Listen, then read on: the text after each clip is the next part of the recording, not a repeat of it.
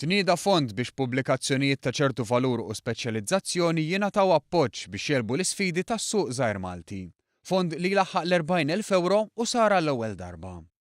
Il-Kap Eżekuttiv tal-Kunsill Nazzjonali tal-Ktieb Mark Camilleri sostna li dan huwa bidu pożittiv għal pubblikazzjonijiet dwar Malta jew bil-Malti li se jibbenefikaw. Dawn it-tip ta' kotba huma importanti ħafna għall kultura u l-iżvilupp kulturali, edukattiv u intellettwali tal-pajjiż.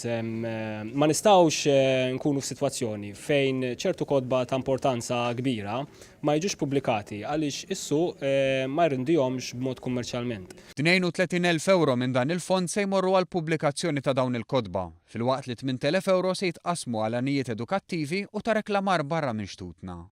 Il-Ministru għall-Edukazzjoni Evarist Bartolo sostna li dan il-fond iservi ta' appoġġ għal min jidħol għal dawn il-pubblikazzjonijiet b'riskju kbir li ma jrendix lura l-isforz investit. Żied jgħid li dan il-fond mhuwiex se jsolvi l-problemi kollha tal-awturi u l-pubblikaturi imma għall-inqas huwa bidu, mod modest kif dawn jingħataw rikonoxximent għall-ħidma li jwettqu. Dan anke biex pajjiżna ma jitlifx l-okkażjoni li jimxi l qudiem permezz ta' xogħlijiet tal-ogħla kwalità.